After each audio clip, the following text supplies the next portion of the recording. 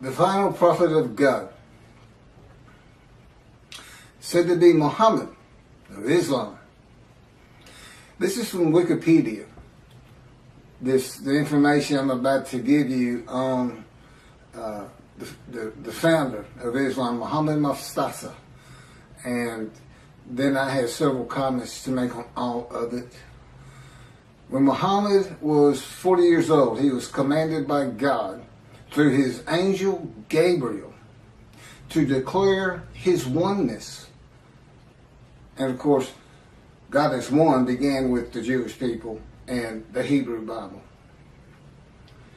To the idolaters of the whole world, and to deliver the message of peace to the embattled humanity. In response to this command from heaven, Muhammad launched the momentous program called Islam, which was to change the destiny of mankind forever. He was in Hira when one day the Archangel Gabriel appeared before him and brought to him the tidings that God had chosen him to be his last messenger to this world, and had imposed upon him the duty of leading mankind out of the welter of sin and ignorance into the light of guidance, truth, and knowledge, to be a light to the world, which should sound familiar to the Jewish people. According to the accounts of this Shia Muhammad,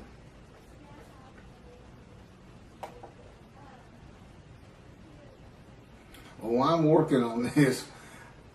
Again, I'm just getting started on all this. And I have a computer in front of me because my cell phone is not responding correctly this morning. And the Lord wants me to get this done. And, Gabriel's not an angel. Clearly, they plagiarized the Hebrew Bible and put into their own cultural laws and norms and what they consider morality. And of course, Christianity is based around a story. Just that, a story. They call it the greatest story ever told. I agree. It's a great story. Billions of people have been deceived into believing it. Now, I can understand the people of antiquity believing it, but the people today believing it,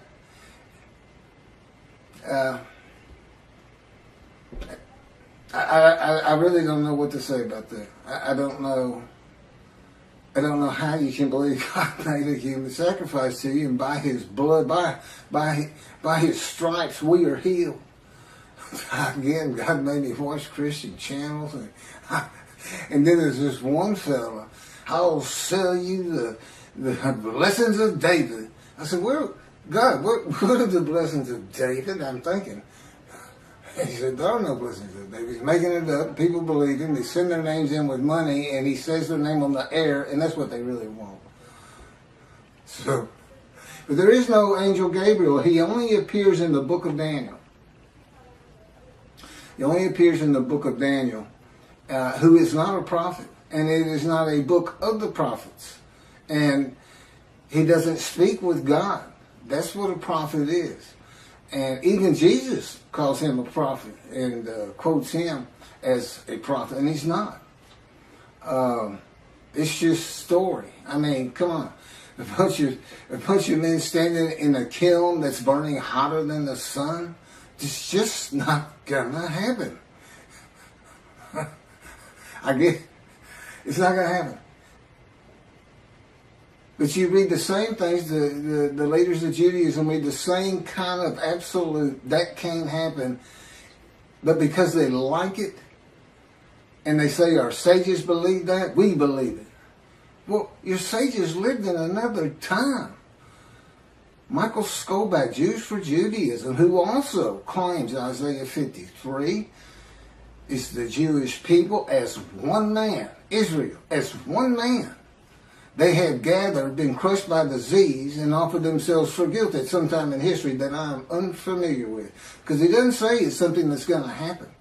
They act as though it already happened. W. Singer of Outreach Judaism believes it happened in World War II with the Holocaust.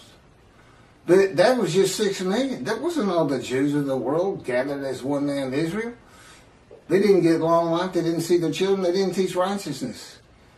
Neither did Hitler if he's the one that offered them as these ram sacrifices, because he reads an offering of oneself for guilt to literally mean, these are his words, it literally means a guilt offering. Let's go to Leviticus. Now, he doesn't say let's go to Leviticus. He says it's a guilt offering, but a guilt offering is an unblemished ram for theft or destruction of holy things, debts. What that has to do with anything, I don't know. Because he's an anti-missionary.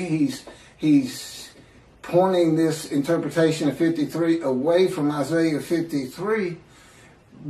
But they think they're forgiven of sin. They're not worried about theft and destruction of holy things. They're not worried about that. So I don't know what he's doing, except reaching, really, really reaching. I think the description of a man marred so much beyond human appearance, semblance, and all this plague afflicted, that the Holocaust just grabbed him and he just made it fit. Well, that's what the Christians do. They make Jesus fit. They can argue with me on every single verse, and if you've watched my 6 videos on 53, it took me 6 videos. Some of them were just a half an hour, but there's a lot to it, and I'm the only person who's ever explained it this way. Is anybody who watches it that's familiar with 53 and the commentators on it today, you realize nobody's read it like this, and nobody's ever connected the story of Ezekiel to it. And this atheist, pretty smart guy, but it's just like in Malachi 3. Every time God had me read it, I said, why is that angel leaving early? And he wouldn't tell me. I didn't know until I typed it. I didn't get it. I didn't put these things together. I certainly didn't put Jeremiah into it. In this new covenant, I read the new covenant and it just went on. It didn't even mean anything to me, because I had no background in anything except for the 10 Commandments and Charlton Heston, which is a great show. But there's been some better 10 Commandments since. I've seen them all. But anyway, Gabriel appears in, I think it's 2 chapters, and he's described as a man. A man. Gabriel, a man. And it's in a vision. It's not something where God says in heaven, I have angels, and it's the angel Gabriel, and Archangel so-and-so, the fallen angel, Lucifer. You can't find that in the Hebrew Bible. And it came from Christianity. So Islam, which didn't begin until the 700s, Common Era, I think that's the date here, with Mohammad, long after Christianity, which would have been, before the Talmud was put together. Judaism, when it really became formal, was with the Talmud, I would suppose, and putting the entirety of the Hebrew, all the scrolls together and canonizing it. And it looks like they plagiarized both books. Both books. And like I said, put their own cultural laws, rules, morality, and philosophy into it, but taking the basics. There's Abraham. He's in it. And now, I don't know if Muhammad is supposed to be a descendant of him or not. But here's what happened. So, he says he's the last messenger, the last prophet of God. That's what's on their mouth. It's not the last messenger, it's the last prophet of God. According to the account of Shia Muslims, Muhammad Mustafa, far from being surprised or frightened by the appearance of Gabriel, welcomed him as if he had been expecting him. Gabriel brought the tidings that Allah had chosen him to be the last messenger to mankind, and congratulated him on being selected to become the recipient of the greatest of all honors for a mortal in this world, from Al-Islam, the birth of Islam, and the proclamation by Muhammad of his mission. It's in Wikipedia. Muslims believe that the Quran was orally revealed by God to the final prophet, Muhammad, through the Archangel Gabriel, incrementally over a period of some 23 years, beginning in 609 Common Era, when Muhammad was 40 years old. That's an oral tradition. That sounds familiar. That's what the Talmud is. It's the oral tradition written, so it wouldn't be forgotten.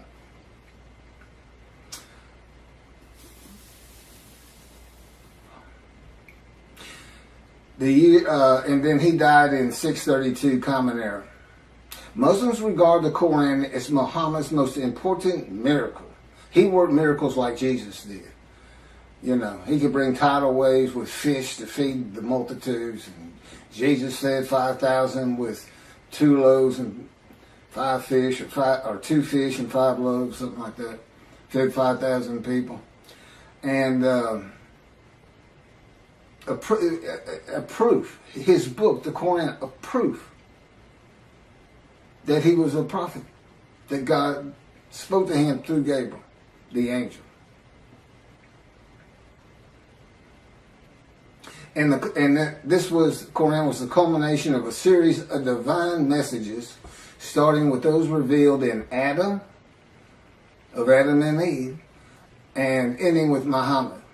According to tradition, several of Muhammad's companions served as scribes and recorded the revelations.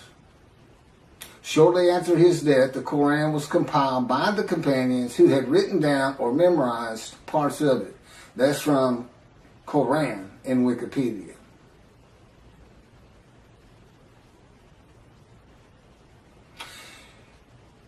God chose his last messenger. And Allah means God, by the way.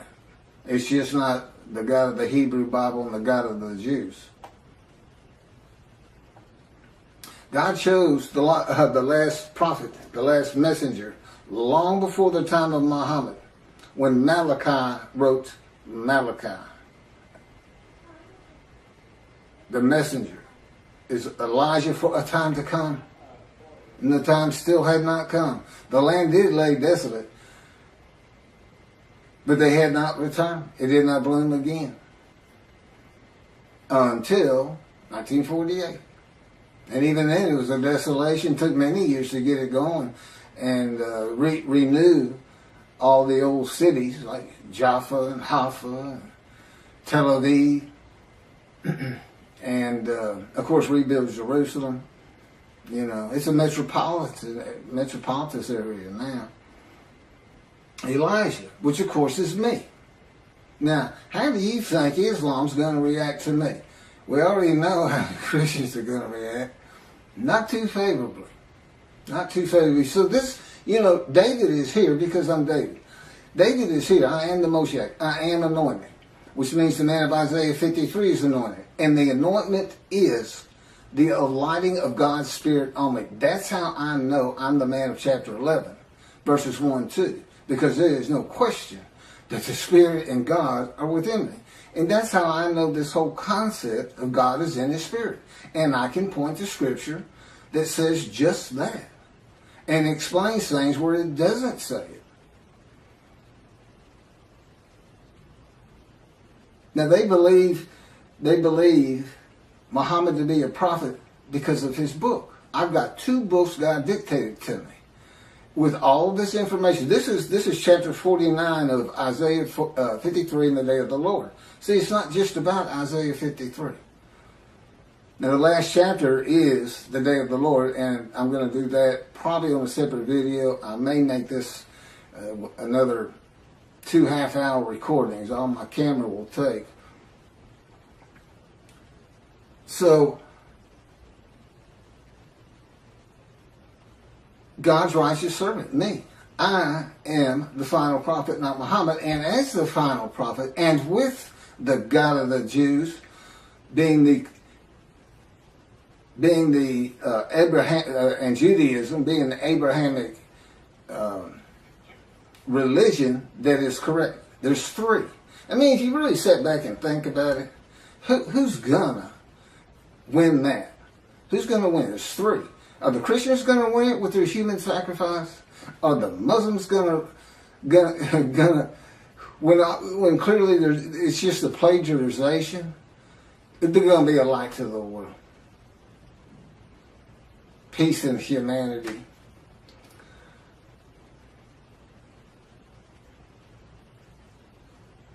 And they got there by stealing somebody else's book. They took the book of the children of God also.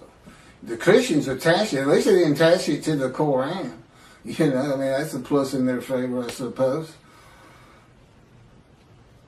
I'm going to go ahead and start into chapter 50. I didn't know all that. I didn't know that they were using an angel that doesn't exist. And he doesn't. I've been had an envision and told and in no uncertain terms there's no such angels. There's no Michael. There's no Lucifer. There's no fallen angel.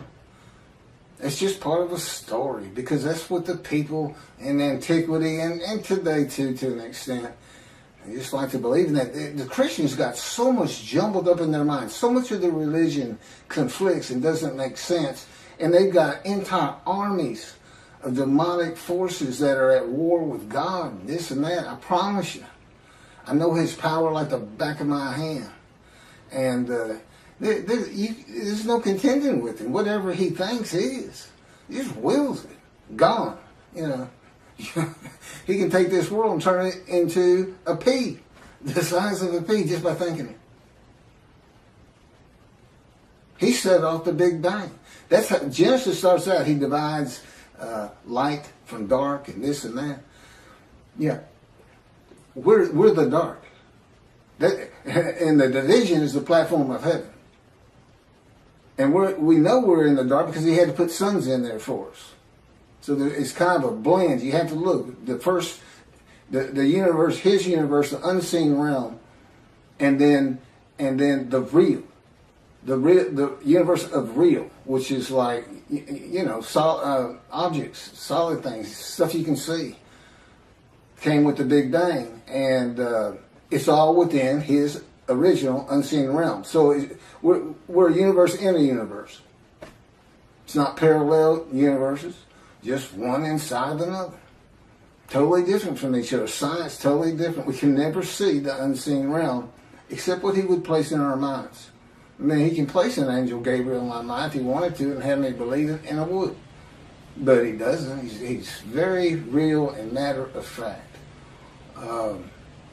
And the fact that at this time, people are still believing the things of the people of antiquity who they didn't know anything. They didn't know anything, and they couldn't go there and say, "Well, I want to check that out. I don't know about that." They couldn't. There's no bookstores, no schools, no teachers. About all you could learn from the wise men was the Hebrew Bible for the Jews, and they spent their life in that book. Well, I haven't. I read it started reading it when I was 50, and it's only because God was teaching me that I have the knowledge that I do have. It's just not possible that any man could do that, and I know I couldn't. So, anyway, the day of the Lord. Now, this is interesting because I had kind of forgotten this entire chapter. The term day of the Lord appears in the books of Isaiah, Ezekiel, Zechariah, Amos, Obadiah, Zephaniah, and finally, in the last book of the prophets, Malachi. In Ezekiel and Zechariah, the day of the Lord is said to be only against the nations, and in Obadiah against Edom and Esau, Christianity, and the nations. If you see Edom and Esau, it's Christianity. That's just Judaism. If you're going to take their book, take all of it. Take the oral tradition with it, Christians. They go together. The prophets warn that the day of the Lord is near, but it is not the end of the world. Now, this is true of the Essenes too. The sect of Jews who wrote the Dead Sea Scrolls. But and with the same concept, evil's going to be gone, but the good stays.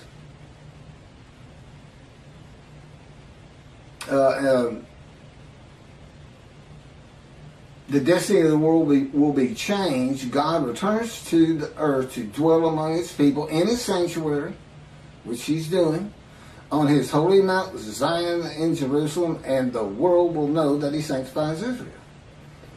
Lo, the day of the Lord is coming with pitiless fury and wrath, to make the earth a desolation, to wipe out the sinners upon it. Isaiah 13 and 9. You say, well, see, that's not, you haven't been talking about that day of the Lord. Yes, I have. God's final word on it. Because that's not going to happen. That, again, that's just fun to read. It scares people. And, whoa, war's coming kind of a thing. For a day is near, a day of the Lord is near. It will be a day of cloud, an hour of invading nations. A sword shall pierce Egypt, and Nubia shall be seized with trembling. When men fall slain in Egypt, and her wealth is seized, and her foundations are overthrown. Nubia, Put, and Lud. These are names for for territories that are pre-biblical for the most. They're pre-Abraham. The Hebrew. And all the mixed populations in Cub and the inhabitants of the allied country shall fall by the sword with them. Ezekiel. Ezekiel has an account of all the tribes returning to the promised land, and they all go individually back to the lots of their ancestry. Do you know how many? It is impossible to determine that. Rambam says, I can do it. I can tell him, no, can you? He says, I do it by a spirit, and has no concept whatsoever that God is in his spirit. That the spirit that alights upon me is one of being able to determine your ancestry all the way back to the partitioning of the promised land, and to the tribe you should belong to, that you have the most blood of. Okay. Sounds great, Ezekiel. I'm sure people will love it, but not going to happen. Not going to happen today. That's for sure. Yeah, David's here. The peace in the world. I'm here. It's just about undeniable. This is like 100 times more proof than Moses had. Nobody even knew he was writing the Torah. I'm sure nobody knew. And if they did know, they didn't care. And the fact that God was telling them, they may have believed, they may not have. Many of them would ask him, how do we know you're talking to God? Today he'd say, well, read this. It's called Leviticus. You think I woke up and wrote God's laws without him telling me what to do? Because I thought that's what he was telling me? That's the Christians. I'm getting the word. I'm getting the word from the word. For some reason, they call Jesus the word before he came into body. So they get a word from the word. The word, I think, means God. I'm not sure. But everyone who invokes the name of the Lord shall escape, for there shall be a remnant on Mount Zion and in Jerusalem, as the Lord promised. Anyone who invokes the Lord will be among the survivors. That's from Joel. For I have noted how many of your crimes and how countless your sins, you enemies of the righteous, you takers of bribes, you who subvert in the gate the cause of the needy. Surely, at such a time, the prudent man keeps silent, for it is an evil time. Seek good and not evil, that you may live, and that the Lord, the God of hosts, may truly be with you, as you think, hate evil.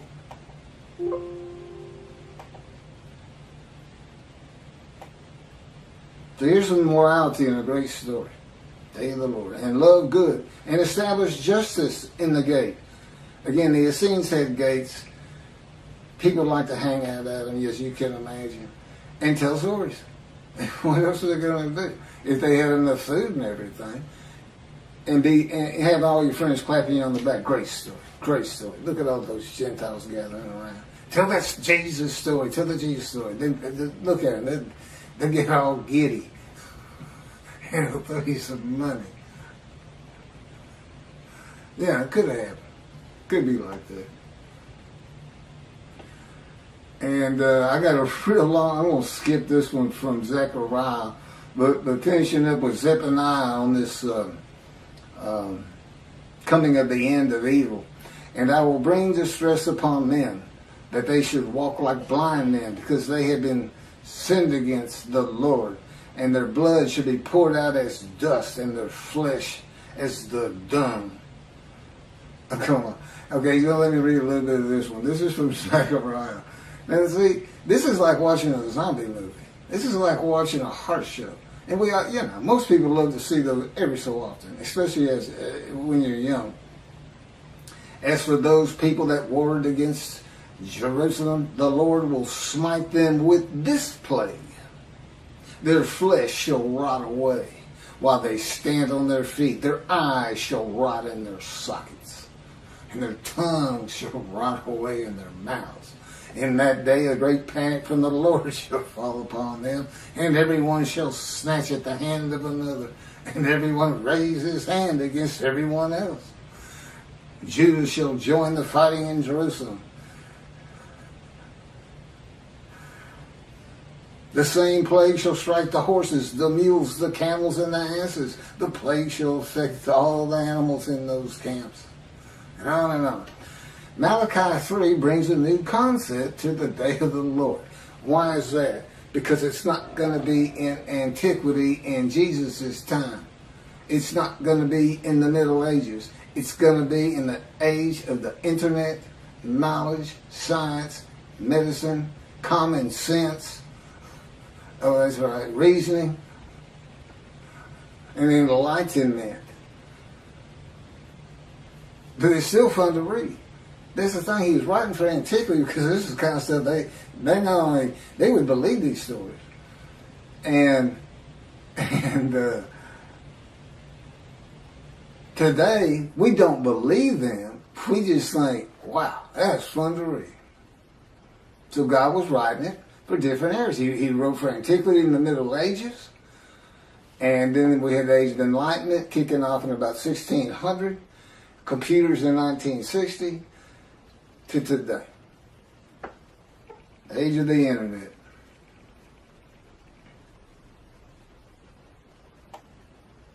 So what new concept in the day of the Lord does Malachi bring? It's God's final word on the day that he's preparing, where the new covenant is delivered. And again, he knew they were going to be dispersed, and apparently he had a pretty good idea when they would be coming back.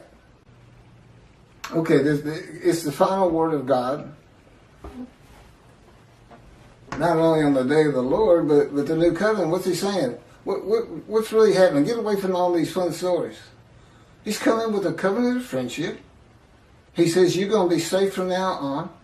The nations of the world is going to know I sanctified the Jews, that the Jews were correct about the Abrahamic religions. I'm going to build a temple which shows I have sanctified you, because nobody's going to want you to build it. The Gentiles of the northern kingdom, imported by Assyria, didn't want the second temple built. They obstructed the building of it and tried to stop it completely with letters to Cyrus or to whoever was leading Persia at the time they sent the letters.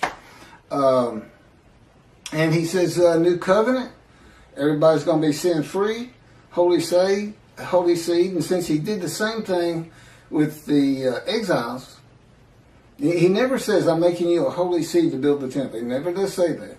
But that is what happened. And it's going to happen again. He's going to have that temple built, I don't know, 10, 20 years from now. I don't know.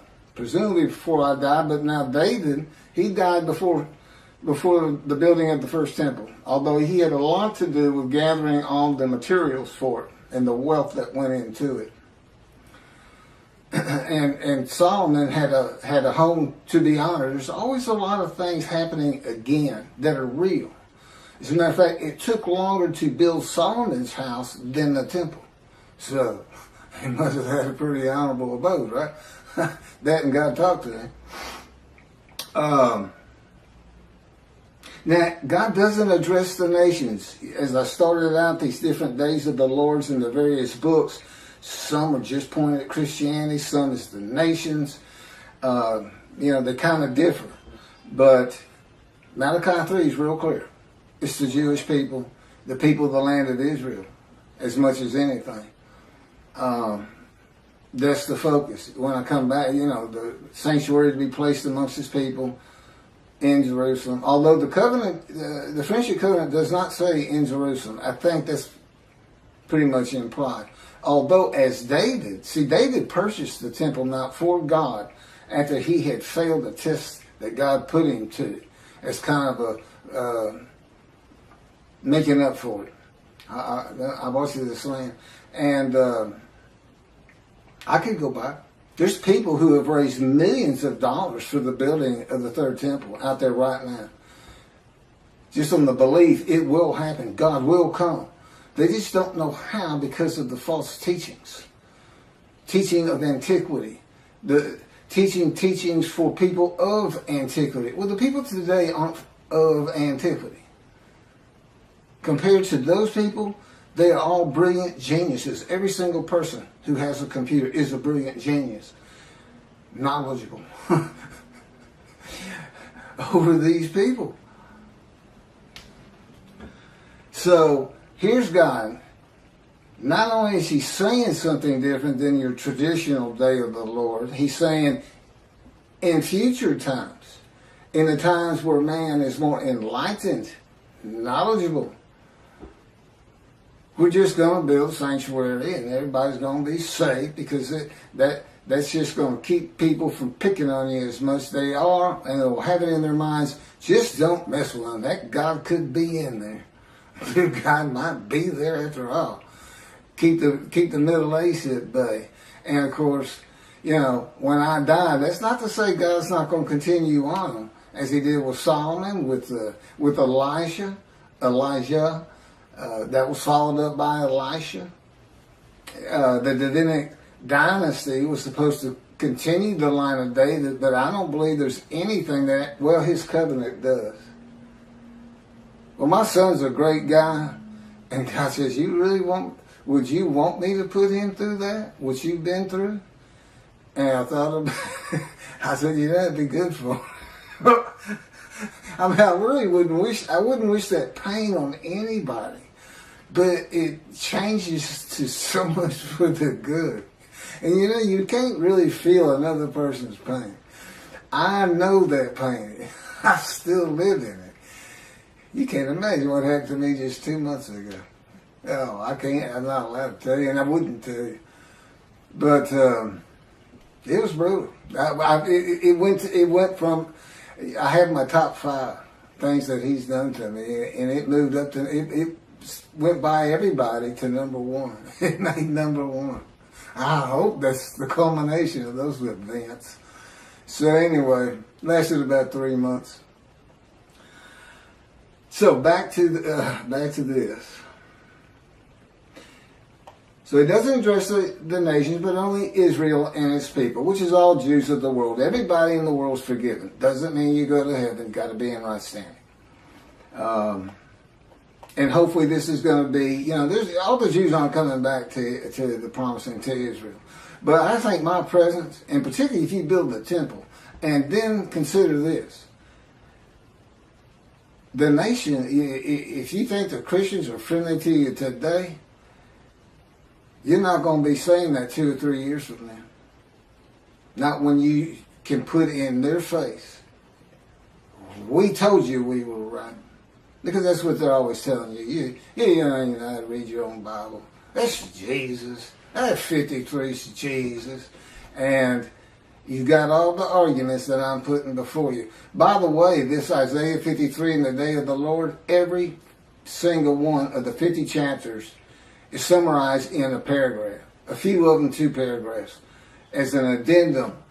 If nothing else, you stop it. It's like 6 pages. I don't know how many pages. It might be more than that. Okay, it might be a lot more than that. But anyway, if you're in a bookstore, just flip to the back, read the addendum, and just see all the different things that are addressed that really aren't Isaiah 53. The first 20 chapters are kind of like, you need to have this knowledge. You need to know about angels and God and his angel. And a lot of I've kind of broached, but moving on. God says, of course, you've heard this, behold, I'm sending my messengers to clear the way before me, to build the temple, and the Lord whom you seek shall come to his temple suddenly. The messenger is Elijah in verse 23. As for the angel of the covenant that you desire, he is already coming. I've talked about that. The angel of his presence brings the new covenant, Jeremiah 31. All Jews are forgiven of their sins and iniquities. And it's going to be when I get my books published. That's when it becomes official from God's line. And even then, it has to be people who find out about it. Once you find out, whether you believe it or not, but when you start hearing you're sin-free, that's when you need to avoid the evil inclination and really, really stress your Judaism and learning your Torah, which is the effect God expects, Torah on your hearts. And heed God, revere, and esteem his name. Because you don't want to miss what he's preparing. You don't want to miss it. You don't want to miss watching the evolution of the Jewish people from Abraham. He's going to pick, the guy's name will probably be, Poindexter or something. Who knows? He's so funny. But I'm sure, okay, it'll be serious, God says. He says, I let Keith cut up a lot, and he's a human being. It's good for him, and I play along some. But he'll tell you, it's not nearly enough, or it's too long, or it's not long enough. God recognizes that the forgiveness and equities and sin of Jewish people will not cause all to heed him. And in Malachi, he says it, I know there are those that don't. Those that do, I'm putting in a scroll of remembrance. In Christianity, believing in Jesus and accepting him as his one Lord and Savior brings sin forgiveness and entry to heaven when he returns. I've covered that. Even if you've committed murder and other crimes against humanity and God, and that's just not true with the God of Israel. He's not going to have bad people up there. But that doesn't mean you don't want to practice Judaism. Because I know the Jewish people would like to focus on life today. The heaven that the Christians dream of and think of is not first and foremost for the Jew. It's being a light. It's living life as well as it can with all these instructions God gave us on how to do it. And so this is bonus time, and God knew that. You just have to understand, he's able to play these things out in his mind as though he sees the world, the evolution of generations and cities being built and things being invented and knowledge and universities coming in. And he can just watch it all happen, and he can see what's going to happen to the Jews. He knows they're going to get destroyed in Europe. And he'll tell you, okay, I'm not supposed to go into that. Maybe someday. But moving forward here, I just keep that in mind. He knows it's going to be a modern time. And here I am. And listen to what he's having me tell the rabbis. And you know what? You know what the effect of that is? It's not a metaphor like Torah on your heart. But, he says he forgives sin, that makes everybody learn Torah. It's really two separate different things. But, so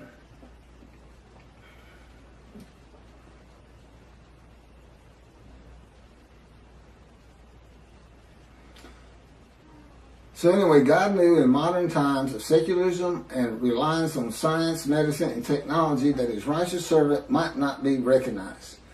The utter destruction is simply on its way, just like it was with the Assyrians, Babylonians, and the Romans long ago.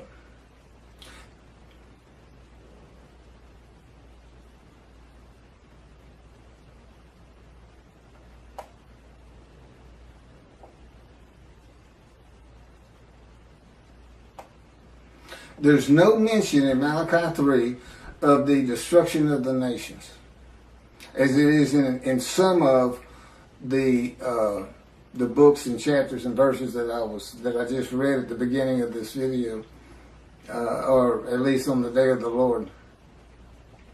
It is implied there will be destruction in the land of Israel, because God says, if He doesn't do it, when I come, it will be with utter destruction, as though there's going to be some, and there would be, to take the Temple Mount. It'd have to be something like the 6-day war. I don't think Israel would ever just storm it and say, well, that's it, we're just tired of it. You gotta go. And unless there's some heinous act done, like a nuclear suitcase bomb, where they finally say, that's it. Only Jews in this land, and we don't care what it takes. That's what they did to us. They just threw us out. Took everything we owned, took our bank accounts, took our houses, took everything, just said go. We had to walk to the promised land.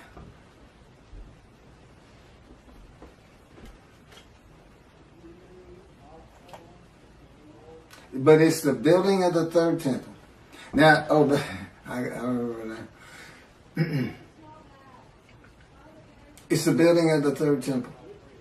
That's what's so important. Defeating the enemies of the nations that come against Israel, and the sanctification of Israel as a land and people blessed by God with His presence in His sanctuary, is how utter destruction is avoided in the awesome, fearful day of the Lord. So it's the exact opposite. He's not coming to destroy evil. He's coming to safeguard the Jewish people, so we don't see a Holocaust again. Basically, that's what He's telling you. If the land were destroyed today by nuclear bombs from Iran, 10,000 missiles launched at the same time from Lebanon, and don't care, the sling of David, their protective system to bring down rockets is never going to be able to stop that. And you got 7 million Jews there. And we lost 6 million in the Holocaust. And that's such a brutal thing and brutal time. I still have a hard time understanding how we've already advanced so far, as awful as things are even today, from that. Well, people could, the Nazis, they singled out children. That was their favorite kill. If they were running low on bullets, instead of shooting the kid or gassing them, they throw them in those kilns alive. So, that's just, and it's a people. It's not some madman. It's not Dahmer. It's not just one crazy person out there. It was an entire country, and it wasn't just there. Russia was doing the same thing.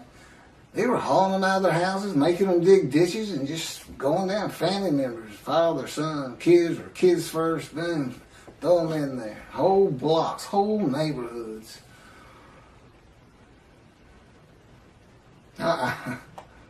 No, some of the visions he's given me to make me really feel and understand what would it be like for the Gestapo just to break down your door and you're sitting with your family at dinner and you have no clue who they even are, and all of a sudden everybody's being murdered, and your girl's raped first, and your wife.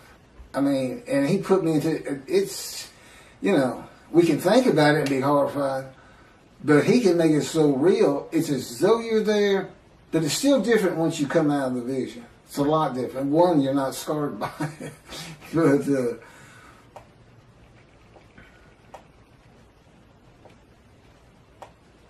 I have a lot of things that's just about it for the day of the Lord that I have.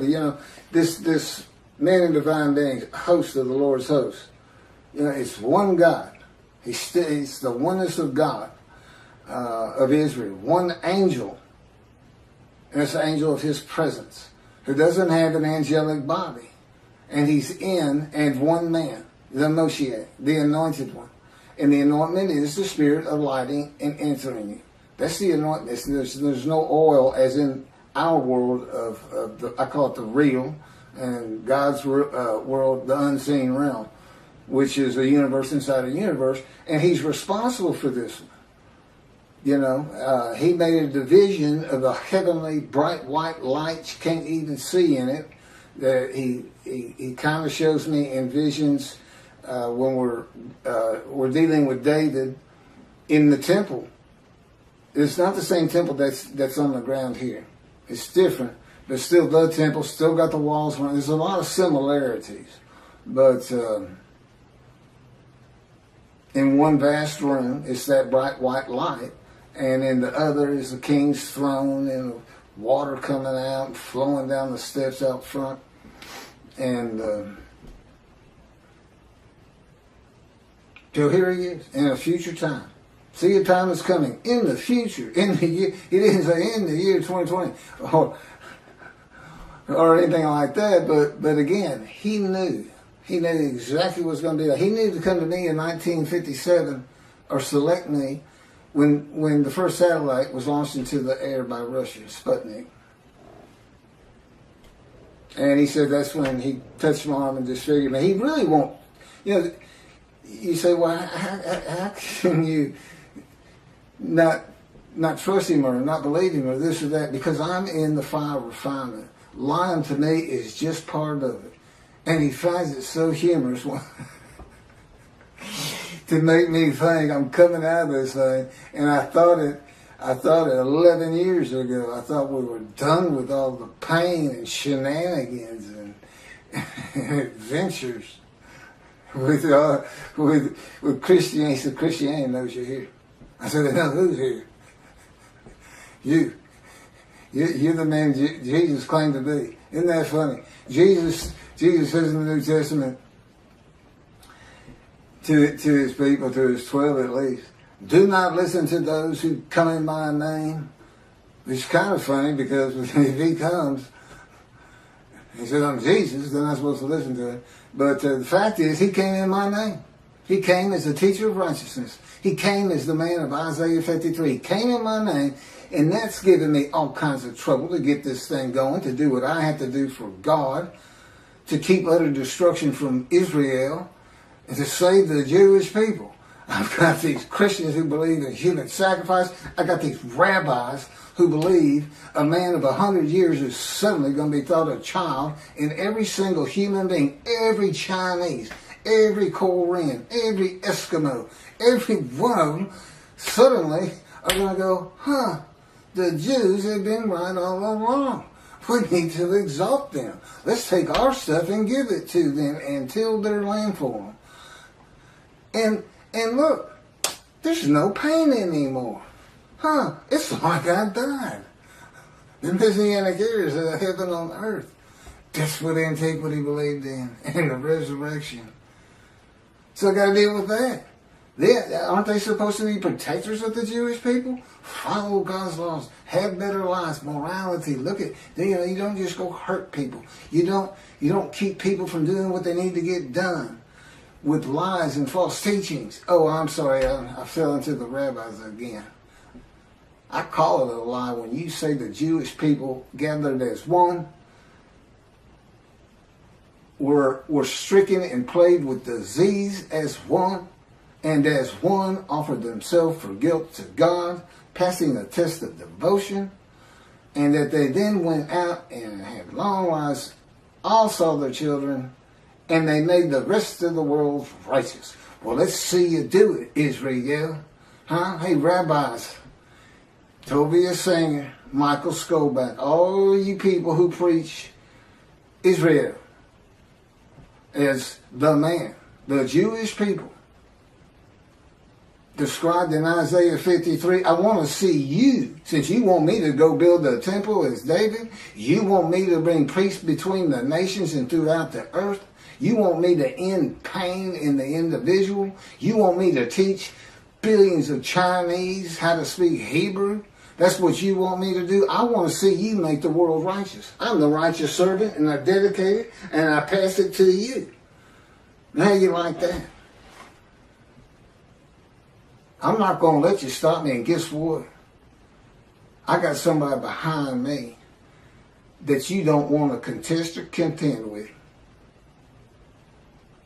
Because people throughout this land are going to hear this very speech about you in Jews for Judaism and Outreach Judaism, your 900-page book, which I shudder to even think about opening personally because of your midrash on Isaiah 53, which you had posted on your Facebook notes, and I was one of your friends, and you said in it, share this with everybody.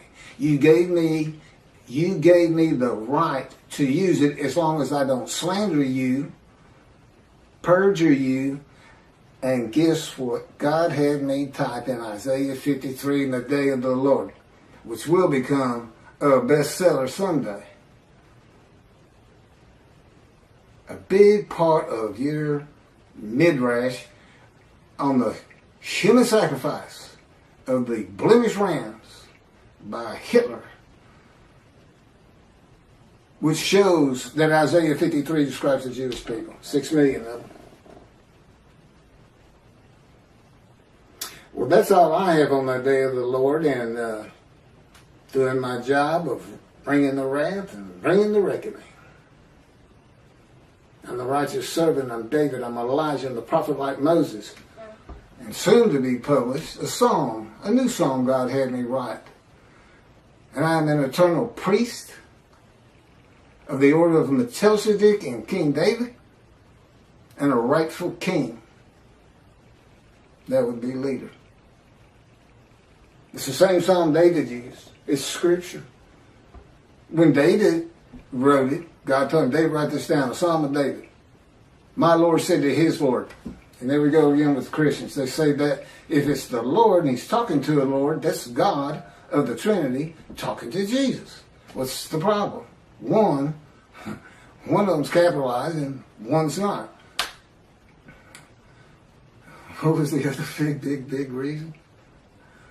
Well, just read it. It's a song about him. It's written by somebody who works for King David, a servant, something in the kingdom. He's writing of him when you read it, because he would be Lord to this man. He's a lowly servant. Yes, Lord. You know, he's a king. That's what you say. It's not Jesus.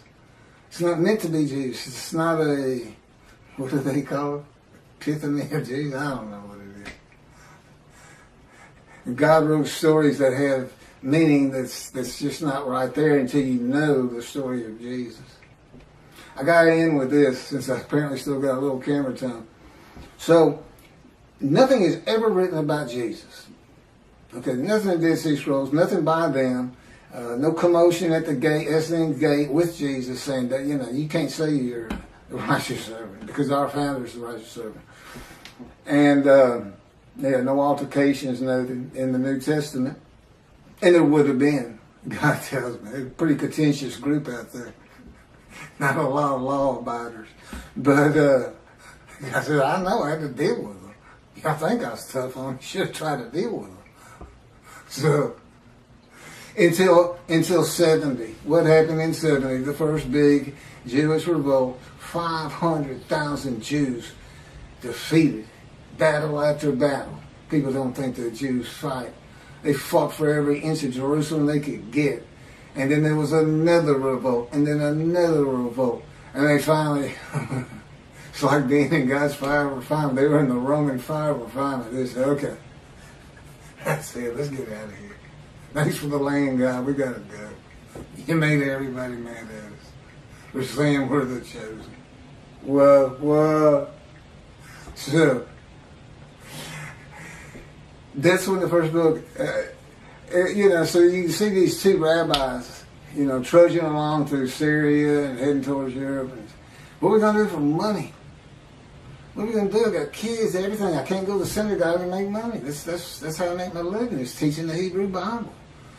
His friend says it's Shlomo, That story about the Jesus. I get money every time I tell that story, especially if I change it up a little bit. Every time I tell that story, boom, I got lunch, I got dinner. I sometimes have food for the next day. They love it. Gentiles, they just get all. I believe, praise Jesus, falling on the ground.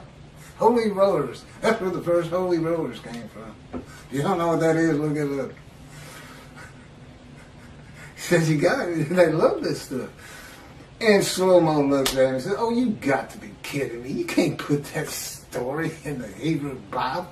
You can't connect Moshiach to that. He comes in, rides ass in Jerusalem, and defeats Rome, and becomes king of the world. What are you talking about? We'll just change it.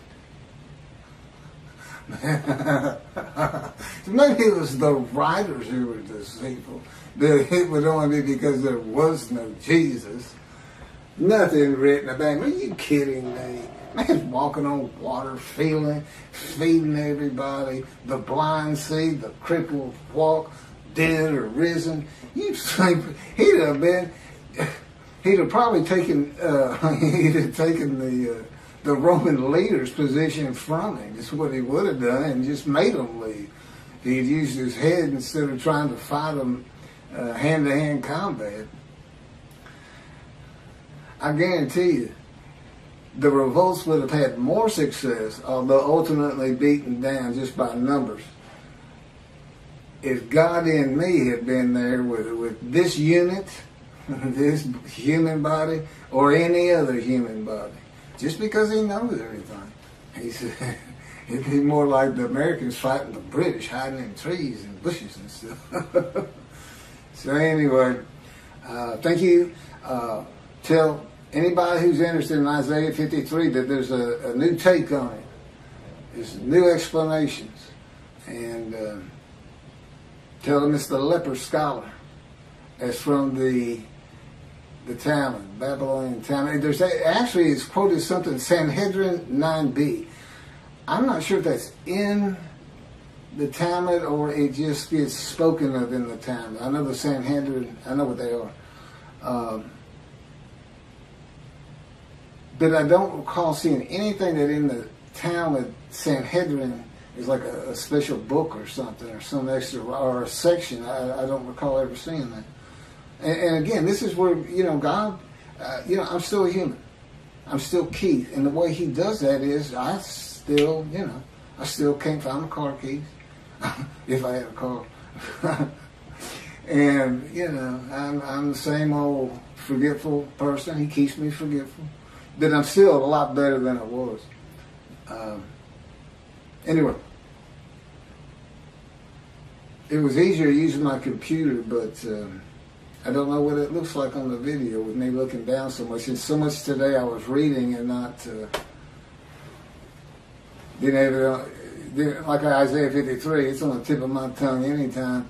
But I hadn't looked at these two in a couple of years.